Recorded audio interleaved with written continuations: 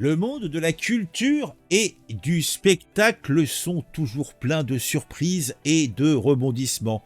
On sait que ces hommes et ces femmes qui sont là pour nous divertir, pour nous cultiver, sont aussi des humains remplis de sucre, remplis d'envie, remplis peut-être même de désirs. Je vous invite à vous souvenir de ce monsieur qui se nomme Yacine Bellatar. C'est, semble-t-il, un humoriste qui serait proche de notre président Emmanuel Macron. Et ce charmant garçon, en tout cas je subodore qu'il est charmant puisqu'il est l'ami d'Emmanuel Macron, se retrouve une fois de plus sous le feu des projecteurs. Mais cette fois-ci, pas pour les raisons qu'il aurait souhaité. Oui, en effet, trois femmes courageuses, trois femmes de gauche, trois femmes militantes de la France insoumise ont décidé de briser le silence et de témoigner à l'Assemblée nationale dans une commission qui est là, une commission d'enquête qui est là pour nous raconter que Yacine Bellatar, l'ami personnel d'Emmanuel Macron, notre président, est un saligo qui a des comportements abusifs, qui fait preuve de violence. Alors, quand on me dit ça d'un humoriste, je suis transi de peur, transi de honte. Comment un homme qui ne m'a jamais fait rire pourrait-il... D'ailleurs, je crois que j'ai jamais vu aucun sketch de ce mec-là. Je sais pas qui c'est. J'entends son nom régulièrement, mais je sais pas qui c'est. Donc, en tout cas, dans cette séquence, préparez-vous à plonger dans les coulisses pas toujours très glamour du monde culturel français. Christine Béroux, comédienne, nous raconte dans cette séquence vidéo sa relation professionnelle avec Yacine, marquée par une évolution pour le moins troublante. On a aussi Éponine Béguéja, ancienne responsable de production, qui nous parle d'un climat de manipulation et de représailles. Elle déclare « Très vite, il s'est montré charmeur et manipulateur. S'il s'est montré charmeur, c'est qu'elle était sous le charme. » Eh oui. Et a priori, selon les propos des trois jeunes femmes, cela ne serait la pointe que de l'iceberg. Yacine Bellatar serait un fiefé coquin et un fiefé salopard. Donc, Yacine Bellatar a déjà été condamné par le procès pour menace de mort. Il s'est retrouvé, et une fois de plus, en ces jours derniers, sous le feu des critiques. Et cette commission d'enquête espère faire la lumière sur ces violences et ainsi améliorer la protection des victimes. Moi, ce qui me laisse ravi et comblé à chaque fois, c'est qu'on a des gens qui créent des commissions d'enquête, ou qui font des procès médiatiques, alors qu'on a une justice, on a des institutions, on a des avocats, on a des procureurs, Pourquoi on n'utilise pas... Qu'est-ce que l'Assemblée nationale a besoin de créer une commission sur Yacine Bellatar? Je vous demande... Ça ressemble méchamment quand même à un procès politique. Bon, personnellement, j'ai absolument rien à foutre de ce mec-là, je sais pas qui c'est. Il pourrait demain tomber reine mort devant moi, ça ne me ferait même pas rater mon repas. Vous voyez ce que je veux dire? Donc, c'est pour vous dire que mon objectif, là, est somme toute assez bien. Donc, on va regarder. On en a quand même pour 1h, 11 minutes et 59 secondes. Donc, on va peut-être pas regarder 1h, 11 minutes et 59 secondes. On va regarder un petit peu l'état d'esprit général. Hein, pose faire une idée. Béroux, comédienne, auteure et humoriste. Madame Elsa de Belilowski, comédienne. Madame Éponine Béguéja, responsable de production. Monsieur Bruno Gachiot, humoriste, scénariste et producteur de télévision. Bruno Gassiot, c'est bien Bruno Gassiot, hein, on est d'accord. C'est le festival des gauchistes. Monsieur Kevin Brodfeld, chef monteur et réalisateur. Non mais le mec il s'appelle Kevin, franchement. Comme vous le savez, notre commission d'enquête... La première dame des traces, tu nous dis, sous le charme de Bellatar, faut en avoir mal à la vie ou être délaissé niveau ceinture noire, sixième dan. L'enquête cherche à faire la lumière sur les violences commises contre les mineurs et les majeurs dans le secteur du cinéma, de l'audiovisuel et du spectacle vivant notamment. Vos témoignages nous importent en ce qu'ils nous permettent de mieux appréhender les mécanismes à l'œuvre dans le déploiement des violences dans le secteur culturel. Il s'agit pour nous de comprendre pourquoi cela arrive, mais surtout notamment dans le cas qui nous occupe aujourd'hui, pourquoi cela se répète sans que l'auteur des faits ne soit jamais inquiété à titre professionnel. Je rappelle que nous ne sommes pas un tribunal et qu'il ne nous est pas possible de qualifier pénalement des faits ou d'établir la culpabilité de leur auteur présumé, et ce d'autant plus que des plaintes ont été déposées et pour certaines jugées à son encontre. En revanche, ce qui intéresse ici cette commission, c'est la responsabilité de l'employeur à son égard. Comment a-t-on pu laisser prospérer de tels comportements? J'espère que vous nous aiderez à répondre à cette question qui n'est pas sans rappeler d'autres affaires tristement célèbres. On pense notamment à Depardieu ou à Patrick Poivre d'Arvor. Je rappelle que cette... Ah, Depardieu ou Poivre d'Arvor. Ah, franchement, hein. Ah, mais moi j'ai d'autres noms qui me viennent à l'esprit, mais c'est bizarre. Elle, non. L'audition est ouverte à la presse, qu'elle est retransmise en direct sur le site de l'Assemblée nationale. Et avant de vous laisser la parole et d'entamer nos échanges pendant environ 1 heure, je vous rappelle que l'article 6 de l'ordonnance du 17 novembre 1958 relative... On s'en branle. Allez, moi je vais voir la gueule des gens. Je le jure. Ah, il le jure. Ah, au début, c'était merveilleux. Il m'encensait tout en instaurant un climat de flirt. Moi, j'avais 27 ans. J'étais très naïve et quand il m'a embrassée la première fois, j'ai cru bêtement que c'était le début d'une relation sentimentale. Mais après ce premier baiser, il a fait comme si de rien n'était et a commencé à me dire que j'étais nulle, puis à m'appeler la grosse ou la moche. Si je m'en plaignais, il disait que je n'avais pas d'humour. Puis un jour, Yacine Bellatar m'a convoqué dans son bureau, il m'a plaqué contre le mur, m'a embrassé avec violence et quand je l'ai repoussé, il m'a mordu la lèvre. Je suis sortie du bureau la bouche en sang, ce qu'a remarqué un collègue à qui je me suis tout de suite confiée. Ce collègue est témoin que je voudrais remercier très sincèrement aujourd'hui, m'a ensuite protégée toute l'année, faisant en sorte que je ne me retrouve plus jamais seule avec Yacine Bellatar. Durant toute cette première année où mon bureau s'est retrouvé face au sien, Yacine Bellatar m'a violentée physiquement et psychologiquement. Il alternait les moments où il me disait que j'étais géniale et les moments où il me disait que je n'avais pas de talent, mais qui... Alors moi je me posais la question. Elle a pas dit voilà. Ah oui, elle a pas dit voilà. Mais moi je m'interroge, je comprends pas. Il n'y a pas de RH dans leur truc, c'est parce que franchement c'est quand même caractérisé là, c'est bizarre quand même. C'est que le monde du spectacle c'est quand même spécial hein. Il me gardait par loyauté. Parfois il m'appelait le soir pour me dire que j'étais virée, puis le lendemain faisait comme si de rien n'était, ou recevait des filles dans son bureau en me disant c'est ta remplaçante.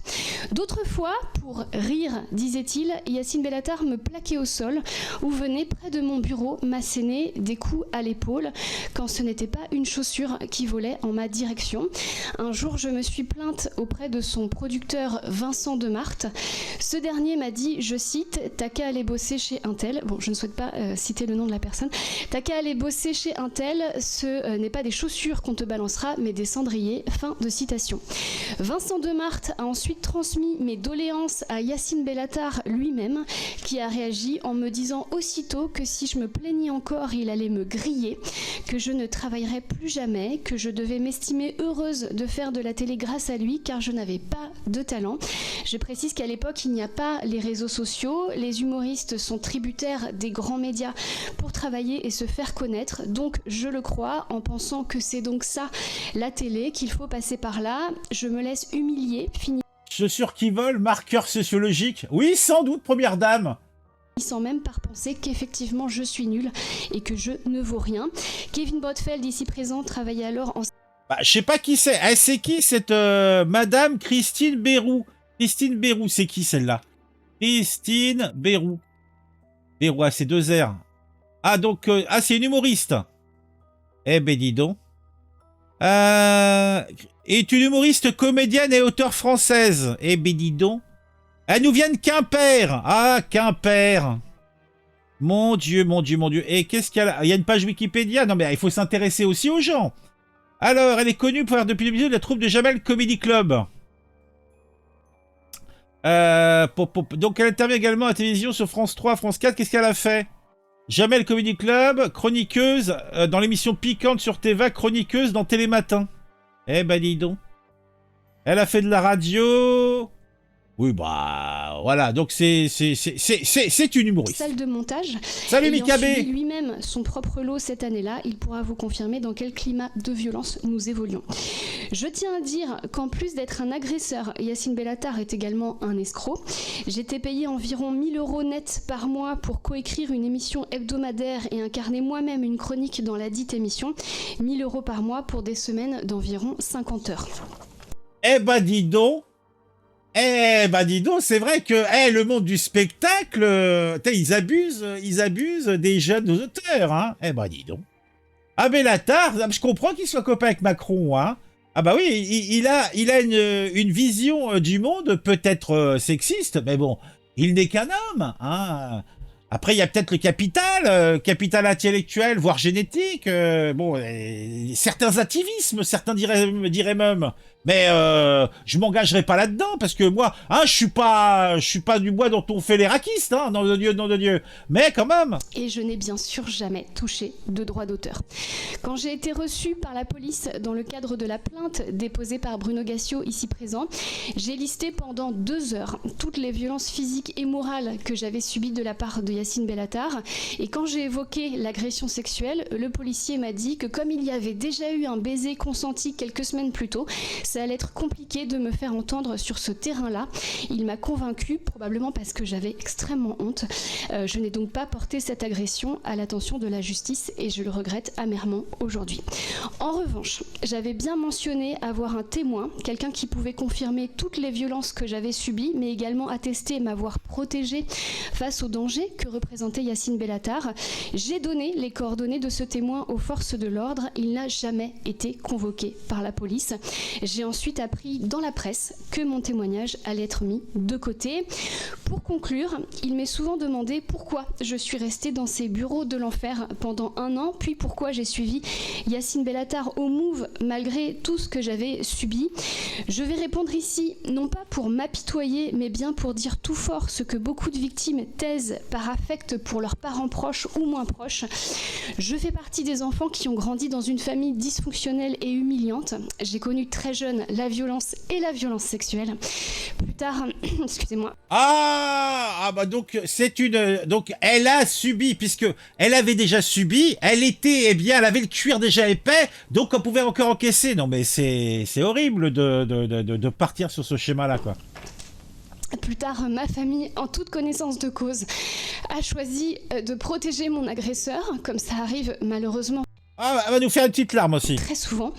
Donc, quand je rencontre à 27 ans Yacine Bellatar et les gens qui le protègent, à savoir Vincent Demarthe et Thomas Barbazan, c'est la réalité que je connais déjà et que j'ai l'habitude de subir. Pour moi, à ce moment-là, c'est ça la vie, et a fortiori la vie d'une femme. Nous sommes nombreux et surtout nombreuses dans ce cas-là. Oui, c'est bon.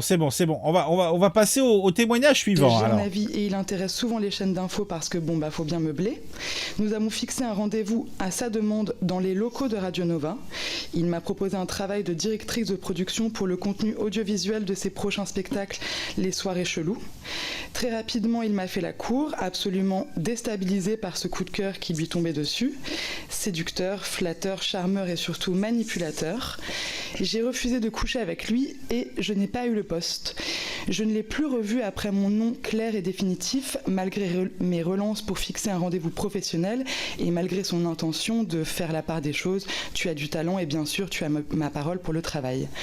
Je ne me suis jamais considérée comme victime, je n'avais pas envie que la parole se libère, je n'avais pas envie d'être féministe. Pourtant, aujourd'hui, le système actuel m'oblige à témoigner, parce que ce système m'a suggéré de me taire, de ne pas nuire à ma carrière, de ne pas passer pour une chieuse.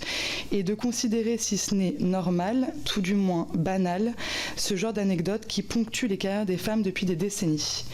Il n'y a rien de grave dans cette mésaventure, ni pour moi ni pour lui, surtout pour lui d'ailleurs. Rien de grave à se comporter comme un goujat dans le domaine professionnel, rien de bien important à être mis en examen et à faire l'objet d'une information judiciaire pour entre autres harcèlement moral, rien de très problématique à motiver une enquête de plus d'1 an par Mediapart, s'appuyant sur de nombreux témoignages de femmes qui signalent un comportement tantôt agressif, tantôt déplacé, mais constant depuis plus d'une dizaine d'années. Son emploi Promis, t'as le job, mais de nouveau, il avait pas dit Wallah. Ah bah oui, ça c'est un fait. Radio Nova, acculé lors de sa mise en examen, l'avait écarté de l'antenne. Communiqué de presse, action-réaction, on laisse pas passer ce genre de choses.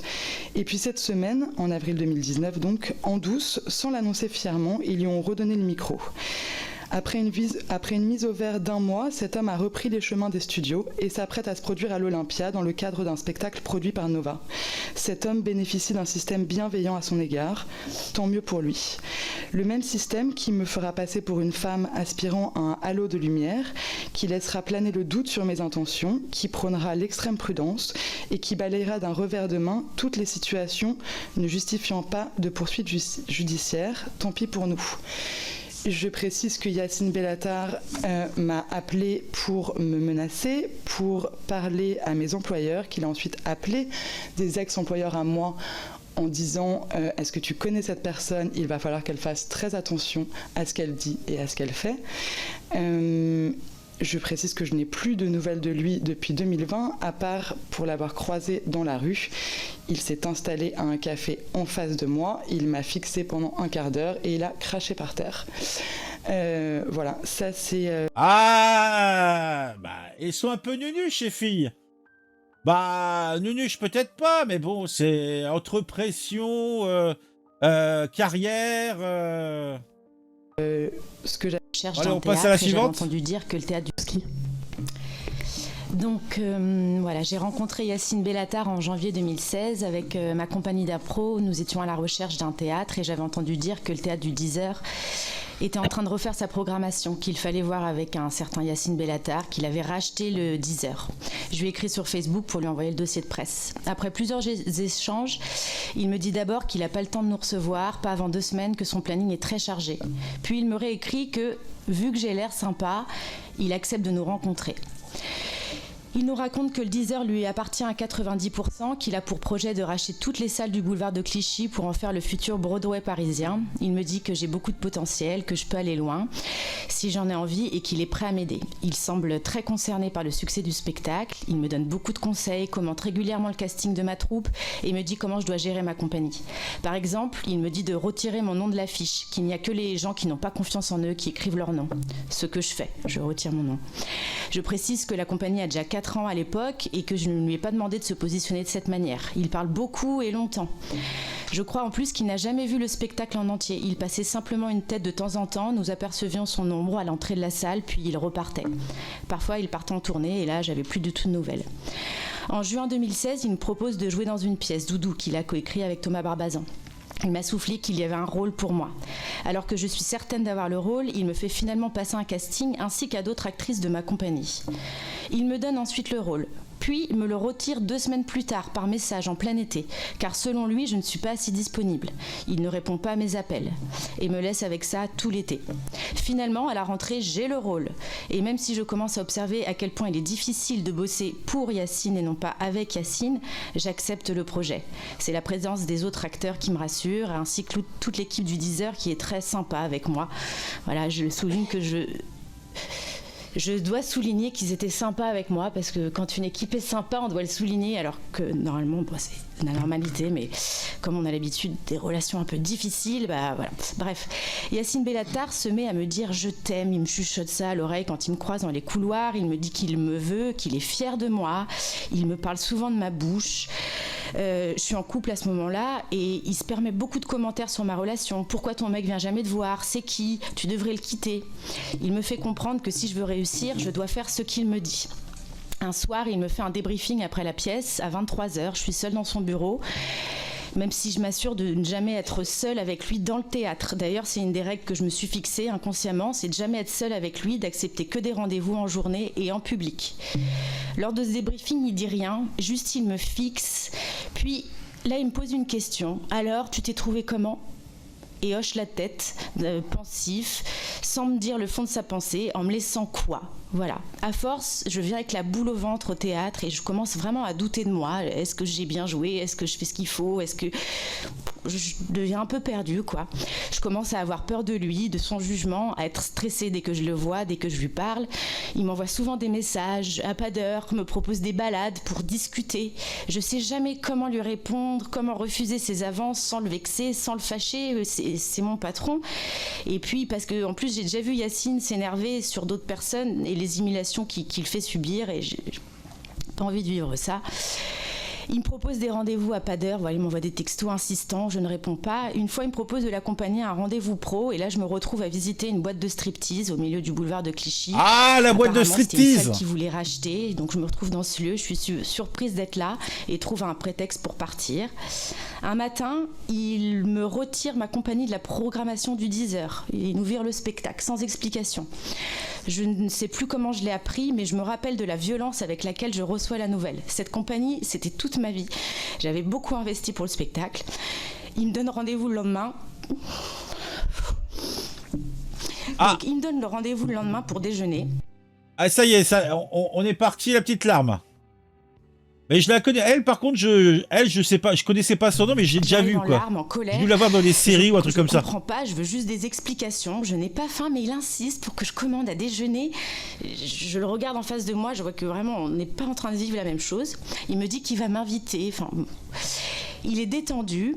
Moi, je prends sur moi pour ne pas l'insulter, lui demande des explications. Et là, il change de visage, il devient froid. Il m'explique qu'il a entendu dire que j'avais raconté à un autre lieu, le Paname, où on jouait avant avec ma compagnie d'impro, que j'avais raconté donc au Paname nos conditions financières au 10h. Là, il me dit que je ne dois parler à personne de comment cela se passe au 10h, que je ne dois jamais parler d'argent, de rien, qu'il accepte de nous reprendre, mais qu'à partir de maintenant, s'il... Mikabe, il porte bien son nom, Yacine Beaubâtard. Oh, comme c'est gentil. Oh, un bon gros porte Bellator. Oh, c'est un brave garçon. C'est un gars selon notre cœur, quoi. C'est un brother. Ah, c'est un brother. Il entend que j'ai encore parlé ou quoi que ce soit, je serai virée définitivement, qu'il connaît beaucoup de monde, qu'il peut me faire monter aussi bien qu'il peut me griller dans tout le milieu. Un jour, il me donne rendez-vous dans un parc à côté du théâtre du Rond-Point. En me faisant la bise, il détourne sa tête et essaie de m'embrasser avec la langue. Je recule et là, il me regarde et il me dit « T'as vraiment un rapport étrange avec les hommes ». J'ai souvent repensé à cette phrase. Et oui, je comprends mieux pourquoi maintenant. C'est vrai que cette phrase m'a travaillé. J'ai un rapport étrange avec les hommes. Non, pas tous les hommes, certains hommes, ce type d'hommes. En 2017, le théâtre change notre programmation. Et des mercredis, on passe au dimanche soir, sans nous concerter encore une fois. Je ne tiens que par le soutien de ma compagnie. On l'évite au maximum. Et là, plusieurs personnes, des acteurs du théâtre, des techniciens, des partenaires de jeu, viennent me voir et me demandent comment ça se passe avec Yacine, qu'ils voient comment il est avec moi, qu'il a fait ça à une autre. On me dit qu'on est là pour moi, que s'il m'arrive quelque chose, on est là pour me protéger. Mais moi, je comprends pas de quoi il me parle. Je comprends pas, c'est quoi ça ? C'est quoi ça qu'ils voient ? Je vois bien qu'il y a un problème, mais je comprends pas ces gens qui viennent me voir, mais alors que tout ça continue en fait.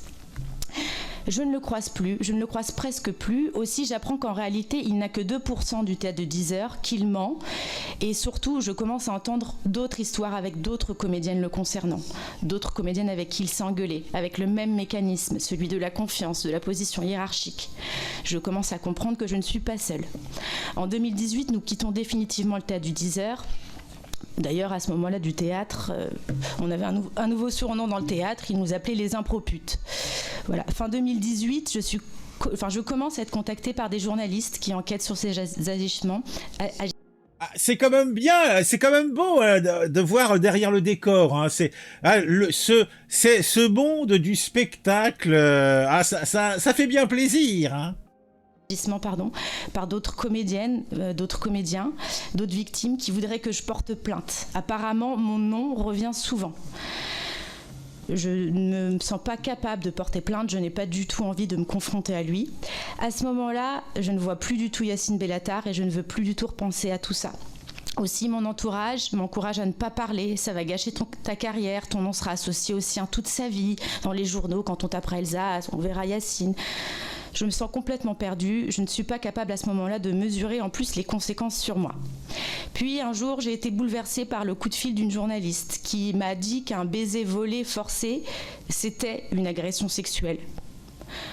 Ok. Et que mon témoignage est du coup légitime, que j'étais victime. Depuis, j'ai plus de nouvelles de lui, sauf dans le journal télé quand il est invité à représenter la France au Maroc, par exemple. Au fil des années, d'autres personnes ayant croisé sa route sont entrées en contact avec moi, me demandant de parler. 6 ans que je me pose la question depuis 2018. Voilà, est-ce que je vais parler pour que cela s'arrête parce qu'il y a trop de vies abîmées. J'ai été contactée aussi pour d'autres affaires, notamment pour l'affaire de mon chef de chœur quand j'étais enfant à la maîtrise de Haute-Seine, pour l'affaire de mon professeur à l'écart, mon professeur de théâtre qui m'a formé. Ah, donc par contre, je pense que Monsieur Bellatar est fine analyse, puisque là, ce qui se recoupe, c'est que là, il y a 2 jeunes femmes qui viennent témoigner, et les 2 ont eu dans leur adolescence, dans leur enfance, a priori des soucis avec des abuseurs. Donc il doit détecter une certaine sensibilité, une certaine faiblesse dont il fait l'usage. Donc il est massivement cochonou, ce monsieur. Voilà, eux aussi ont été écartés de leur fonction. Donc en plus, j'ai réalisé lors de ces 6 dernières années que tous les maîtres, tous mes formateurs, toutes les personnes à qui j'ai donné ma confiance, qui m'ont appris le métier, et aujourd'hui se retrouvent avec des témoignages et des affaires. Donc c'est un peu tout mon monde qui s'écroule. Mais voilà, là ça va mieux. Je me suis habituée à avancer, à enfouir ces moments et de devoir m'y replonger pour pouvoir vous parler aujourd'hui. Ça a été une vraie torture. Je remercie les personnes de ma compagnie qui m'ont beaucoup aidée à ressortir tous les souvenirs parce que j'avais effacé pas mal de choses. Voilà, parce qu'en fait c'est... Ouais, le problème c'est que j'ai du mal à prendre l'émotion pour une réalité quand elle vient d'acteurs. Pour moi, l'émotion est jouée et surjouée. Donc, c'est l'émotion, pour moi, elle n'est pas crédible quand son métier, c'est de paraître et apparaître. Alors, qu'est-ce que nous dit Mika? Lui, il mange pas de porc parce que s'il en est un, il n'est pas fan de cannibalisme. Ah, bah, c'est tout à son honneur. Première dame, bon comportement de bourgeois, le coût d'association des noms et le fait de devoir se taire. C'est une des raisons du nombre de ce type de parasites au sommet des pyramides. Eh ben, dis donc. Dès lors que tu confies des postes de responsabilité à des mecs comme celui-là, qui considèrent les nanas au mieux comme des servantes, au pire comme des putes, c'est la cata. Ah, Michel, on peut pas dire le contraire. Mais bon, hein? Ah, les femmes. Femmes. Des violences qui ont été commises sans violence. Et c'est là toute la perversion du truc, en fait. Voilà, merci de m'avoir donné l'opportunité de déposer ça ici, à vos côtés aussi, et de m'avoir écouté. Donc elle, je la connais, je ne savais pas qui c'était. Elle n'a même pas de page Wikipédia, ou je la trouve pas, sa page Wikipédia. Mais donc a priori, elle joue dans une truc sur TF1, une fameuse émission journalière, là, des feuilletons journaliers. Mais je connaissais sa gueule, parce que bon, je la trouvais jolie, donc c'est pour ça que je savais, visuellement, je la connaissais. Donc alors, on va passer à Gassio. Alors Gassio, qu'est-ce qu'il va nous raconter? Eh oui. Je vais faire succinct et si vous avez des questions, je rentrerai dans le détail. J'ai fait engager Yacine Bellatar par Canal+ en 2015, en juillet, je crois, ou août, pour présenter une émission qui s'appelle La Grosse Émission dans le cadre de la relance de la chaîne Comédie que Canal+ m'avait confiée. Et il a fallu choisir un présentateur et il s'est avéré qu'on a choisi Yacine Bellatar pour les raisons qui sont évoquées souvent ici, sa sympathie, sa façon de séduire, sa drôlerie, cette façon qu'il a d'envelopper les gens. Et on l'a engagé, je l'ai engagé avec l'accord de Claire Basini, qui était ma supérieure hiérarchique, qui s'occupait de toutes les chaînes thématiques de Canal+. Et on le choisit et je décide. On le choisit pour 2 mois d'émission. On a signé 2 mois. De octobre à fin décembre 2015. Et ces 2 mois sont 2 mois d'essai. C'est important pour la suite. Ensuite, j'organise le travail moi-même en faisant un grand casting où on va faire venir plein de gens. Et Yacine me dit, c'est pas la peine, on va faire venir mes copains, t'inquiète. J'ai dit non. On ouvre à tout le monde et on verra bien ce qui se passe là-dedans. Ça veut pas dire que tes copains sont rejetés, ça veut dire simplement qu'on ouvre et qu'on voit ce qui se passe. Et ce que je fais, je l'ai fait pendant toute ma carrière au Guignol, c'est choisir des personnalités avant de choisir des talents, en fait. Il faut que quelqu'un soit capable de faire les choses parce qu'il a une personnalité qui lui permet de les faire. Et quand on choisissait, Yacine détestait l'idée que quelqu'un ait une forte personnalité. Il s'arrangeait toujours pour repousser, notamment les femmes qui avaient une forte personnalité. Bref, on fait cette grande réunion, on choisit une équipe très large en sachant que des gens vont s'arrêter en route, comme ça se passe dans une équipe quand on commence. Et on me demande de faire des émissions 0. Et je dis, je ne veux pas faire une émission 0 sur une quotidienne, on va en faire 20. Puisque moi, ce que je voulais, c'est que les gens viennent travailler le matin et que le soir, on lise l'émission et qu'on voit la capacité de chacun à remplir cette émission avec son talent et sa personnalité. Et puis ceux qui n'y arrivaient pas, ils seraient partis d'eux-mêmes. C'est là que les problèmes ont vraiment commencé. Parce que l'erreur que j'ai faite, c'est de confier à Yacine, qui était le présentateur de cette émission, le management de ça. De lui dire, puisque tu es le présentateur, tu seras le chef d'équipe. Et donc, tu dois faire en sorte que cette équipe, autour de toi, se soude, et puis on verra bien ce qui va en sortir. On ne peut pas savoir au départ. Et ça se passait dans un open space parce que au début, on n'avait pas vraiment de bureau, on n'avait pas vraiment d'espace, donc on travaille dans un open space. Le soir, on fait une lecture de l'émission qui a été préparée le jour. Il ne travaillait pas. Il crée un climat que tout le monde me rapportait en disant mais c'est juste impossible, on peut pas travailler avec ce mec, il met internet à fond, il fait du bruit, il arrive pas à l'heure, il vient voir ce qu'on fait en nous disant qu'on est mauvais, qu'on est nul, il se comporte mal avec les femmes et tout. Et je mesure pas à ce moment-là ce que ça veut dire. Je me dis on est en train de créer une équipe, donc lui qu'est-ce qu'il fait? Il teste les gens, je sais pas ce qu'il fait. Au bout d'une petite semaine, j'ai 3 plaintes. Aude Gonier-Goubert, qui a témoigné dans Mediapart, qui faisait le JT, qui était une très forte personnalité. Aude, c'est une très forte personnalité qui sait se défendre. Et elle avait eu un accident, elle s'était cassé un bras, elle avait été opérée, et Yacine l'aurait, enfin elle dit ça, il l'a plaqué contre le mur en lui disant « je vais te péter l'autre bras ». Et elle me dit ça. Ah, je pense que M. Bellatar est pour une stricte égalité envers les femmes et les hommes. Moi, je dis, pourquoi pas? Il est violent avec tout le monde. Ah, moi, je dis, c'est un bon point pour M. Bellatar. Là-dessus, il y a une autre fille qui s'appelle Maud Givert, qui est une femme qui travaillait dans la cellule auteur de Canal à l'époque et qui était de fait pour moi dans l'équipe. Je la mettais dans l'équipe parce qu'elle travaillait déjà à Canal+. Elle, il l'a humiliée à longueur de journée, un peu comme les témoignages. Ça ressemble vraiment à ce que j'ai vécu et ce qu'on m'a dit et ce que ces filles m'ont dit. Et une troisième qui s'appelle Constance, qui est une humoriste, qui devait faire la météo tous les jours et qui m'a dit je le fais qu'une fois par semaine, et je prépare chez moi et je viens faire l'émission, je veux pas être dans la même pièce que lui. Et pourquoi? Je peux pas te dire, enfin c'est compliqué, c'est difficile avec lui. Et les seuls avec qui ça se passait bien, c'était ses copains mecs. Et moi, j'ai commencé à aller dans ces réunions. Et là, je lui disais, mais il faut que tu travailles.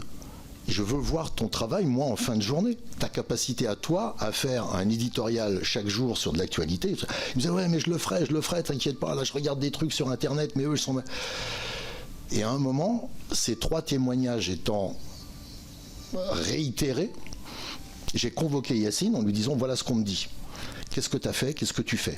Et il me dit, mais non, mais c'est le métier qui est comme ça, c'est des femmes fragiles, on a besoin de gens forts pour faire une quotidienne, c'est juste des femmes fragiles, t'en occupes pas, j'ai rien fait. Je dis d'accord, mais je demande quand même une réunion à Claire Vasini, qui est ma supérieure hiérarchique, et à Marie Toublanc, qui était la directrice de production, et je leur dis, voilà ce qu'on me rapporte. L'ambiance est visiblement foireuse dans l'open space. Je vous propose qu'on le vire tout de suite. On était à 10 jours du début de l'émission. Et je dis, on le vire. On avait vu d'autres gens avant, il y en a bien un ou une, parce qu'on avait des femmes aussi qui pouvaient présenter l'émission, qui va accepter. Et si personne n'accepte, au pire, je fais un intérim jusqu'à ce qu'on trouve quelqu'un. Et puis on verra bien ce qui se passe. Mais si on commence avec ce mec, on va avoir de gros problèmes. Et dans cette réunion, j'apprends par la bouche de Marie Toublanc que l'émission continuera au-delà des 2 mois d'essai, mais que c'est plus nous qui allons la faire, c'est Hanouna. Que la production allait être donnée à Cyril Hanouna et à sa boîte de prod H2O. Que c'était acté par Bolloré à ce moment-là. Et je dis, bon, alors qu'est-ce qu'on fait? Et là, la décision qui a été prise, je vais la mettre collective, mais elle n'est pas si collective que ça, c'est que tous les 3, on s'est dit, si on décide de le virer maintenant, alors Bolloré risque d'en profiter pour dire, bah, on arrête tout de suite, on ne vous donne pas l'argent et tout ça. Ce que voulait Hanouna, on l'a su après, c'était pas faire une émission, parce qu'il l'a fait pendant quelques semaines, c'était prendre le budget de Comédie. Et donc on a décidé de continuer de faire ces 2 mois avec Yacine. On a eu de nouveaux bureaux et on a fait ce que, parce qu'il disait ça, on a séparé les filles qui pouvaient avoir des problèmes. On a fait en sorte que jamais elles soient en contact avec lui autrement que pendant le direct. Et on a tenu à peu près 2 mois comme ça dans une ambiance assez pourrie. Et à la suite de cette réunion, j'ai parlé à ma compagne, qui est comédienne aussi, de ça. Je lui ai dit, voilà ce qui se passe. Il me dit, ouais, je te l'avais pas dit à l'époque, mais pendant qu'on faisait le grand casting, il m'avait attrapé, il m'avait plaqué contre le mur dans un couloir, en me disant, c'est pas parce que tu couches avec le patron que tu seras dans l'émission, et tant que moi je serai dans l'émission, toi tu y seras jamais. Je dis, pourquoi tu me l'as pas dit à l'époque? Ben, les mêmes raisons que tu as évoquées en fait. Je veux pas être une chieuse. Je veux pas arrêter un projet. Je veux pas passer pour la féministe de service. Et puis à la fin, elle me dit, en plus, si je te l'avais dit, tu lui aurais probablement mis ton poing dans la gueule. Je dis, c'est une possibilité. Donc c'est moi qui aurais eu des emmerdements à ce moment-là. Et je me suis souvenu à l'époque que j'avais rencontré Bruno Gaston, qui était à l'époque directeur des programmes de France 4, je crois. Et je lui avais dit, tiens, on va relancer Comédie, je relance la grosse émission, et on a pris Yacine Bellatar. Il m'a regardé, il m'a dit, oh, ben, je te souhaite bien du courage. Et il ne m'a pas dit pourquoi. J'aurais aimé qu'il me dise pourquoi. Et nous, quand on a pris la décision de le garder, on a pris la décision de le garder pour sauver une émission, pour sauver un budget, pour sauver un peu de pouvoir, peut-être des carrières. Mais on n'a pas assez pris en compte, et je le regrette vraiment beaucoup, le bien-être de ces femmes.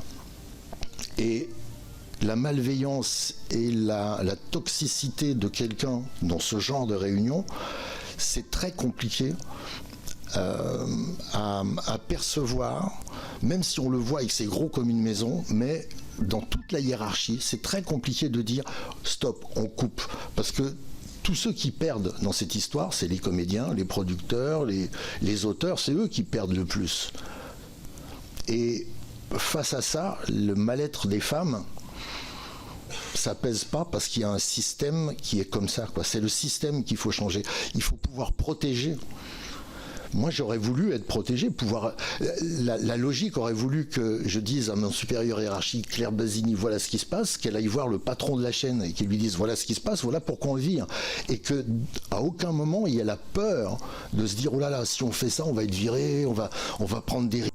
Ah, il y a Sandrine Rousseau qui est apparue. Ah, la meuf qui parlait, elle a changé de place et c'est Sandrine Rousseau qui s'est mis au milieu. Mon Dieu, quelle horreur.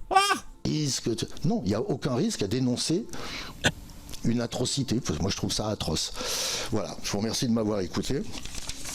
Et si vous avez des questions... Alors, on passe.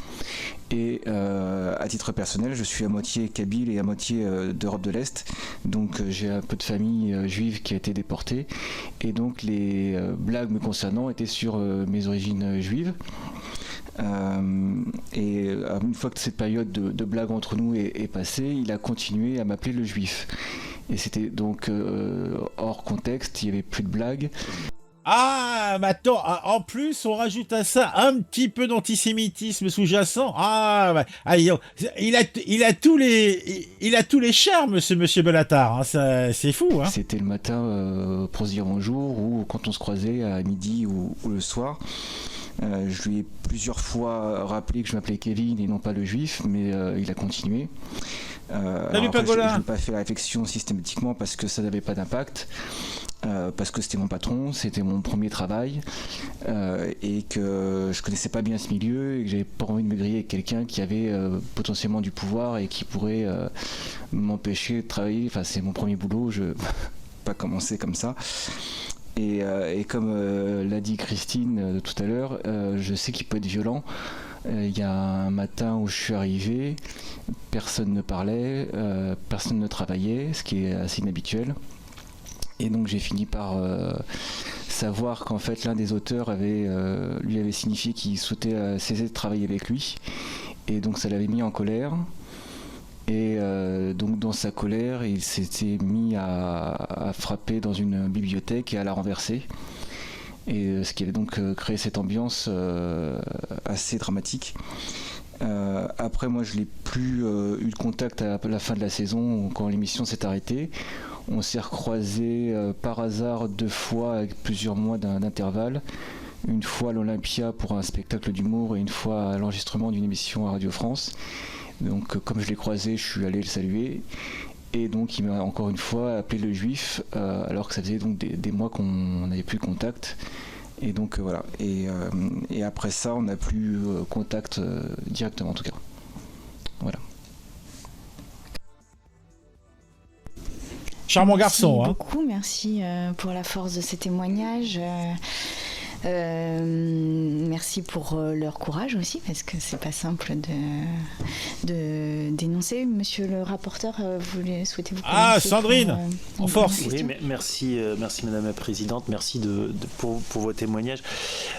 Ils sont tellement édifiants que... édifiants. Bon, on va avancer un peu. Alors, De toute façon, pour ceux qui matent la VOD, je vais en description mettre le lien vers donc ce post où vous avez l'intégrale de cette performance scénique d'un peu plus de 1h11 minutes. Donc est-ce qu'il y a d'autres éléments? Bon, je pense qu'on va s'arrêter là. L'essentiel a été dit. Donc en conclusion, donc tout ça s'est passé, c'était le 16 janvier à l'Assemblée nationale. Et on a eu un véritable théâtre de révélations explosives, en tout cas pas si explosives que ça, et révélations, somme toute, c'est le monde merveilleux du spectacle concernant donc ce charmant jeune homme. Pour moi, il est encore jeune, il est encore péteux. L'humoriste proche d'Emmanuel Macron, Yacine Bellatar. 3 femmes, vous l'avez entendu, ont témoigné devant la commission d'enquête, dénonçant les comportements abusifs et les violences de la part de Bellatar. Témoignage marqué par, somme toute, vous avez entendu, des intimidations, des agressions physiques et morales, vocales, pour dire, et tout ça met en lumière un climat toxique autour d'humoristes. D'ailleurs, vous avez vu donc le témoignage de Laurent Gassio. Donc, et puis on voit bien que tout ça, il est toujours question de pouvoir dans cette histoire. Donc déjà, vous avez la petite blondinette, la comédienne Christiane Bérou, qui a raconté sa relation professionnelle avec Yacine Bellatar. Donc cette relation a été marquée par une évolution troublante. En plus, la dame en question a été sujet à des abus étant plus jeune. Après, on a la très sémillante Éponine Beguedja, qui est responsable de production, qui, elle, donc, il lui a proposé la botte, Yacine Bellatar, elle a refusé. Et tout ça a tourné vinaigre, et donc en fait, comme elle voulait pas coucher, il a essayé de la manipuler, il a fait preuve de représailles. Donc franchement, ça vaut pas le coup, et c'est pas une bonne idée quand on est courtisé par Bellatar. Voilà, donc qu'est-ce qu'on avait d'autre encore? Donc tout ça, tous ces témoignages, ça se semble-t-il, selon les rapporteurs de cette commission d'enquête, c'est l'objectif, c'est de dénoncer les abus dans le monde culturel et médiatique. Je vous le rappelle quand même, ce monde culturel et médiatique, qui est monopolisé par des individus se déclarant humanistes de gauche, woke, ouverts. Mais bon, ce que montre surtout cette commission d'enquête, c'est que on a affaire à des individus qui utilisent leur prédominance pour laisser libre cours à leur violence. Donc je veux bien que ce type d'événement, ce type de commission, etc., soit un moyen d'améliorer, en tout cas espérer que les victimes aient une meilleure protection. Mais bon, j'ai quand même quelques intégrations sur le sujet. Après, Yacine Bellatar, sa carrière est loin d'être finie. Il vit quand même c'est la Riviera pour lui, c'est la fête. Alors que franchement, a priori, c'est un mec qui est détestable. Vous aurez remarqué aussi qu'il y a toujours des organismes qui rentrent sur la table. On a Canal+, mais on a surtout donc tout ce qui est service public, France Inter, France Culture, où Yacine Bellatar avait et a sans doute toujours sa place aux tables. Donc, ces révélations, ça soulève peut-être, d'une part, c'est vrai, des questions que certains diront cruciales, moi je dirais plutôt cruelles, sur le secteur de la culture en France. Et puis voilà, quoi. Je crois qu'on a tout dit. Alors, est-ce que les gens ont réagi à ça ? Comment a-t-on pu laisser prospérer de tels comportements ? S'enquiert cette députée LFI. Eh ben, dis donc. Yacine Bellatar, François-Marie Magnier, une délégation pléthorique pour la visite de Macron au Maroc et des profils étonnants. Eh ben dis donc. J'ai regardé quasiment toute la séance. Bellatar est une saloperie, un pervers narcissique qui se cache derrière ses relations et qui crie au racisme dès qu'on l'attaque. Et cette saloperie conseille Macron. Eh ben dis donc. Ce n'est pas une commission qu'on devrait parler de Bellatar, mais en tribunal. Pourquoi la justice ne fait pas son travail ? Elle le fait, mais bon, faut-il que... Et il n'a pas tué le chat non plus, vous voyez, c'est ça qui est terrible. Tout ça, c'est la faute de l'extrême droite, c'est honteux. T'as bien raison, Maximus, t'as bien raison. Ce général Pavola nous déclare Bellatar a toujours été un antisémite militant. Ah bon ? Oh, j'ai du mal à le croire. Comme entendu sur CNews il y a quelques minutes, l'Assemblée nationale n'est pas un tribunal. Si ces jeunes femmes se disent victimes de Bellatar, que je n'aime pas, qu'elles déposent plainte. Alors voilà le beau gosse. Ah, Bellatar, quel beau gosse. Belle bande d'hypocrites. Il l'a gardé pour ne pas être accusé de racisme. Les témoignages sont intéressants, mais les membres de la commission d'enquête ne sont pas au niveau. Ils parlent uniquement pour s'écouter. Il a vraiment pas le cul propre, le conseiller de l'Élysée. Malgré tout, Maître Roux continuera à le recevoir. Eh ben dis donc. Bon, en tout cas, cela conclut cette incartade, on peut l'appeler, donc sur Yacine. Donc en tout cas, c'était intéressant. Moi, hors ligne, je me permettrai de finir de lire donc d'écouter plutôt cette séquence, puisqu'elle est intéressante. On a des témoignages édifiants, on a des trémolos dans la voix, même on a eu droit à une petite larme, voire deux. Franchement. Le monde du théâtre, c'est quand même merveilleux. Allez, on se retrouve très vite pour une nouvelle séquence. Je mettrai la VOD sur la même chaîne, sur Série Live. Je pense que c'est là où ça sera le plus adapté. Allez, à très vite. Bonjour à tous. Salut Spiral. Bonjour à tous. Vous n'avez pas compris, Yacine faisait juste un trait d'humour. Ah oui, un beau trait d'humour.